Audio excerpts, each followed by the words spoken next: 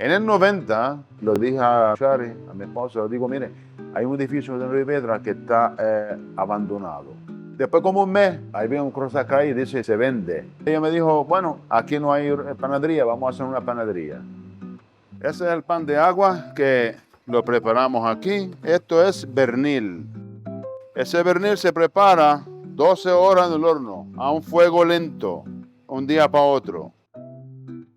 Acá hay una foto de mi papá y mi mamá en donde se conocieron, en una tienda Grand Store en Río Piedra. Tenían 20 y pico de años. Mi papá con sus amigos palestinos también en la tienda. Allí había una gran comunidad.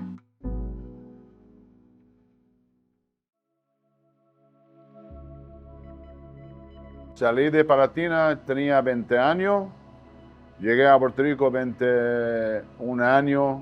Realmente la llegada a Puerto Rico, por los problemas que tenemos en nuestro país, las persecuciones y la amenaza diaria. Yo estudiaba allí en Palestina, en la Universidad de Hebrón. Trabajaba como un coffee shop, pero los soldados israelitas llegaban, lo rompía todo y se van como si fuera nada. Mis compañeros murieron 2. Pues yo tenía que buscar una salida porque no hay manera de seguir ahí. Sería la muerte.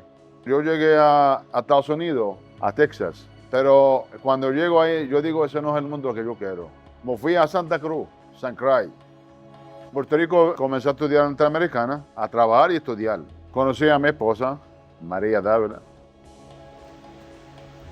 La visita de mi tío al yunque, me estaba conociendo a mí por primera vez y al yunque por primera vez y quedó fascinado. O sea, no podía creer en la majestuosidad del yunque.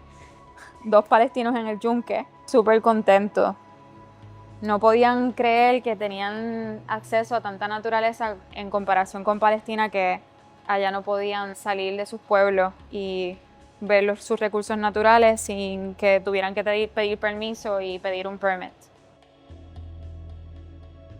Esto empezó desde el 48, cuando se da el Nakba, que fue la catástrofe. Van a desplazar de sus tierras 750,000 palestinos.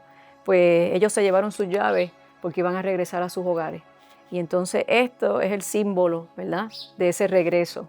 Y muchos padres de esa Nakba se lo pasaron a sus hijos, a sus hijos, a los nietos, bisnietos. Y hoy día pues hay toda una generación de esos descendientes con su llave. En el caso de Puerto Rico y palestinos que entrevisté, ellos llegaban a través de distintos países de América.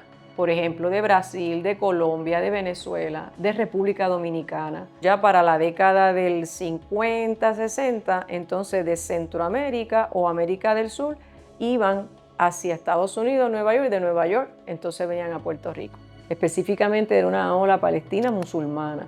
Claro, la situación que estaba pasando en el conflicto bélico del 60, que vemos unos ataques por parte del gobierno de Israel. Vamos a ver también que comienza entonces Israel poco a poco a adquirir más territorio. Entonces se da la división de la Franja de Gaza y luego queda Cisjordania. El primero que llega es mi bisabuelo. Se queda en Nueva York. Una vez tiene una estabilidad, entonces trae a los familiares. Ahí trae al hijo, que ese es mi abuelo. Entonces mi abuelo se queda en el Perú. Lamentablemente mi abuelo lo asaltan y fallece y mi papá se ve forzado, era un adolescente, a trabajar porque era el varón mayor. Pues a mi papá le llegó la carta del primo, que el primo vivía en un país que era muy bueno, que la gente era muy amable, que llegara a Nueva York y que de ahí entonces llegara a Puerto Rico. Aquí era la tienda mía en la fábrica. Aquí yo ponía la alfombra enganchándola de allá hasta allá, pegando en las paredes. Todo el mundo le compraba la alfombra a mí.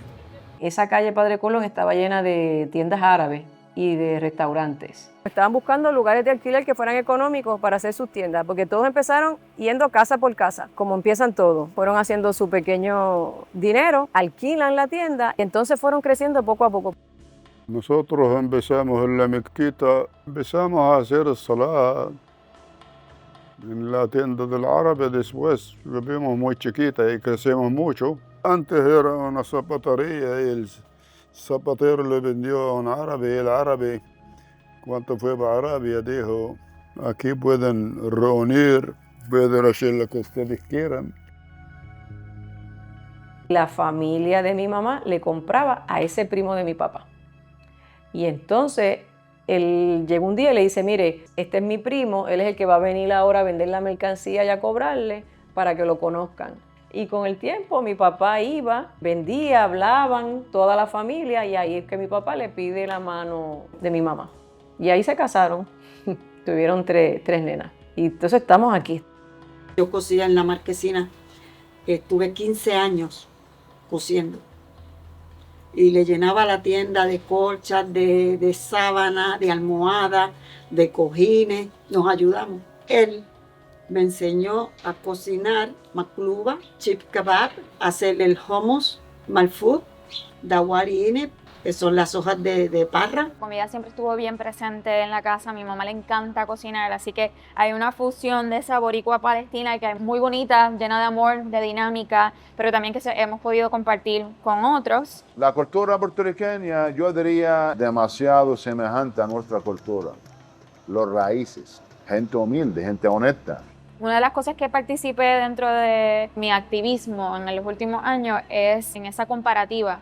Crear una línea de tiempo de la línea de historia de Puerto Rico con la de Palestina y darme cuenta que realmente había muchos sucesos y muchos eventos que eran muy similares a raíz de la colonización, a raíz de la invasión, a raíz del capitalismo. Por eso es que es bien importante hacer la correlación entre el pueblo palestino y el pueblo boricua. Aquí hay una opresión disimulada de democracia y ahí hay una opresión totalmente abierta, violenta, en términos físicos, con armas de fuego.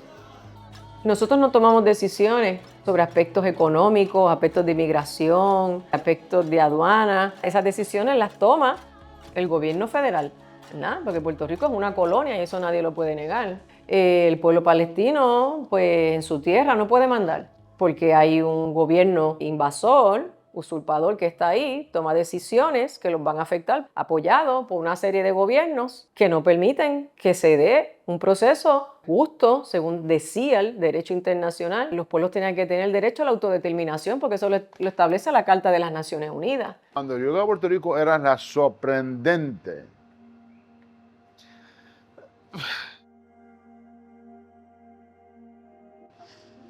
Era situación como mi país. Un país ocupado, dominado por la misma problema.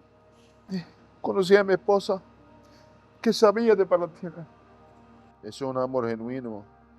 Cuando me sentí que ella vive en el mismo dolor que yo tengo. Es más sorprendente cuando conocí su familia, su padrastro tenía el mismo dolor. Yo quería volverme a Palestina. Y por ella, gracias a ella, que me quedé aquí en Puerto Rico.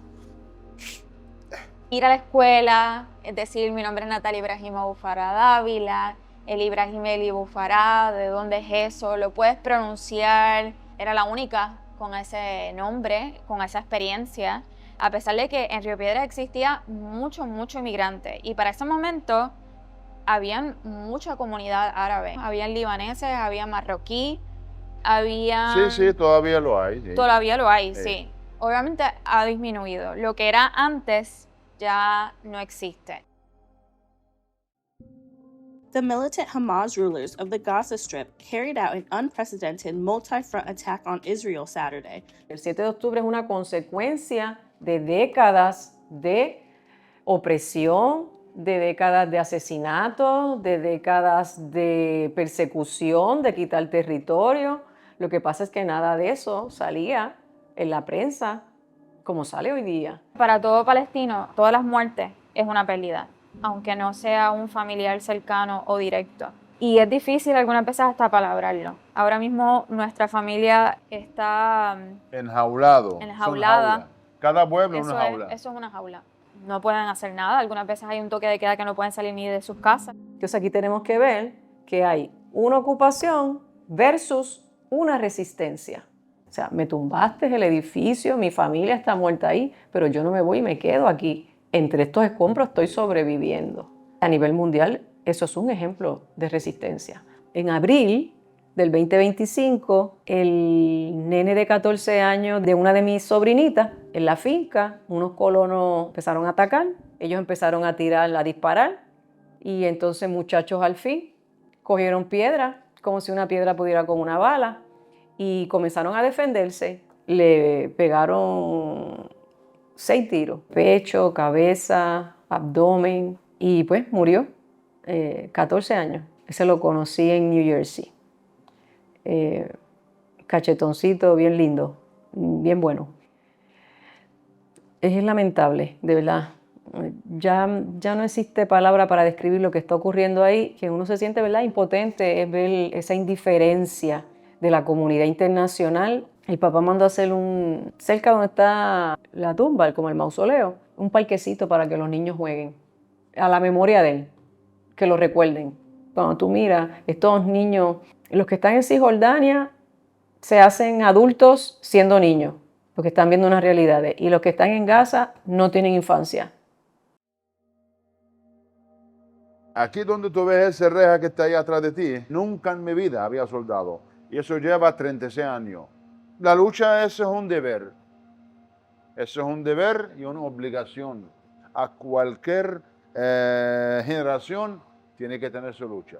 Ahora mismo en el casco urbano de Río Piedras hay muchos intereses foráneos, muchos intereses económicos de desarrolladores, inversionistas. De aquí comenzamos y de aquí lo creía ellos. Sería una falta de mi parte dejar el pueblo de Río Piedras. Tengo que estar aquí con los pies, con los brazos, con todo sembrado y ayudar a los que no pueden, porque el negocio no solamente para los finos o para los que vienen de afuera a comprar 2 o 3 edificios, no. El negocio es para la comunidad donde estamos. Para muchos de afuera es un negocio, pero es más que un negocio. Llevamos 36 años co-creando con la comunidad un lugar de encuentro y de intercambio.